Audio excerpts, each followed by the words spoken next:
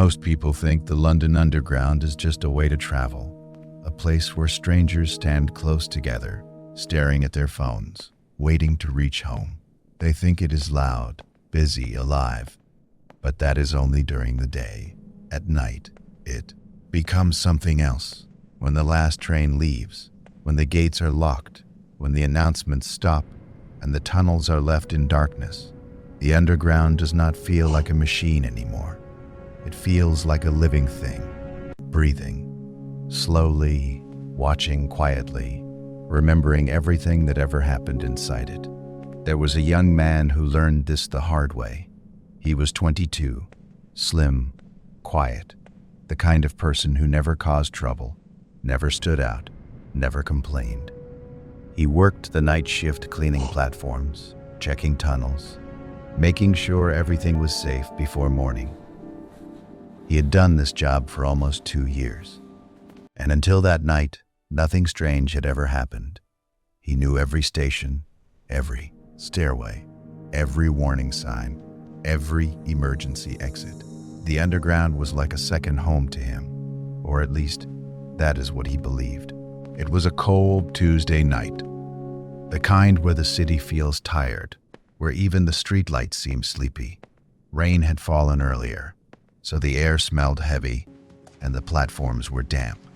He finished his last inspection, signed his report, and started walking toward the exit tunnel, thinking about dinner, thinking about sleep, thinking about nothing important. That was when he noticed the silence. It was too quiet.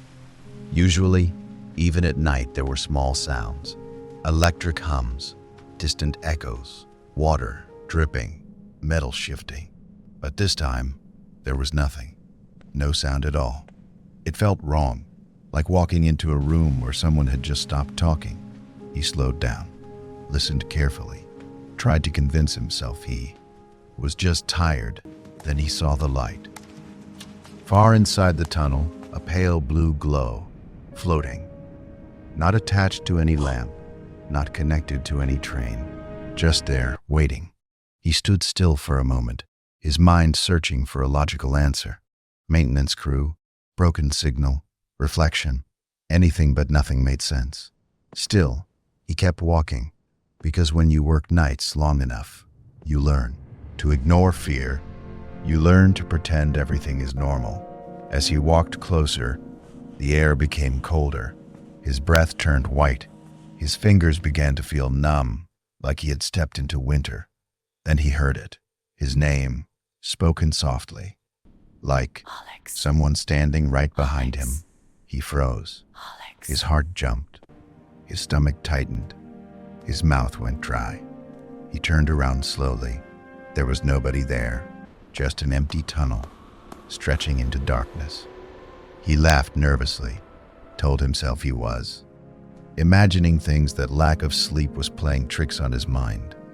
He continued walking, but now every step felt heavy. Every shadow felt alive. The lights above him flickered once, twice, 3 times. Then everything went dark. Total blackness, no light, no sound, no sense of direction. 3 seconds passed, or maybe 10, or maybe 100. It felt like forever. When the lights came back, the platform had changed. There were people standing there, dozens of them, men, women, children, all standing in perfect rows, not talking, not moving, not blinking. Their clothes looked old, from different decades, different eras, different memories. Some wore coats from the 1940s. Some had hats from the 60s. Some looked like they belonged to another century. Entirely none of them looked alive. Their skin was pale, their eyes were empty, their faces were tired, like people who had been waiting for a very long time. He tried to speak, but his voice would not come out. He tried to move, but his legs refused. Then, without any sound, a train appeared. No horn, no vibration, no wind. It simply existed.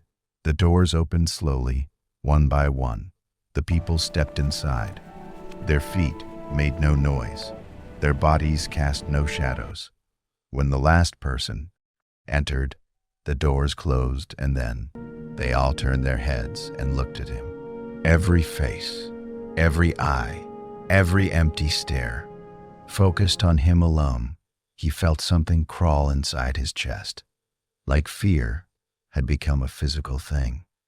The train began to move slowly, silently, and disappeared into the tunnel. The platform was empty. Again, like nothing had ever happened, he collapsed. His knees hit the ground, his hands shook, his breath came in sharp, painful bursts. He stayed there for minutes, maybe hours, unable to move. When he finally reported the incident, the supervisors were polite but distant. They checked the cameras, they checked the logs, they checked the schedules. There was nothing. No train, no passengers, no light. Just him standing alone talking to the air. They told him he was exhausted. Overworked, stressed, they suggested therapy. Time off rest. He accepted, because arguing felt useless. But the truth was, that night never ended for him. After that, things followed him. At home, he would hear footsteps in empty rooms, on buses. He would feel someone sit beside him, even when the seat was empty. In mirrors, he would see faces behind his own. In dreams, he would ride trains that never stopped. Every night, the same station, the same people, the same eyes. He tried to escape. He quit his job, moved to another city, changed his routine, changed his life. But nothing worked. Because some places do not let you go. Some memories are not meant to fade. Some journeys are permanent. Years later, he wrote everything down in a notebook hidden under his bed. Every sound, every face, every whisper. On the last page, he wrote one sentence: "They are still waiting." No one knows where he is now. Some say he disappeared. Some say he went abroad. Some say he lost his mind. But workers on the night shift still talk about a young man who stands alone on platforms, staring into tunnels, waiting for a train that never arrives. So if you ever find yourself alone underground, late at night, and everything feels too quiet, too cold, too still, listen carefully.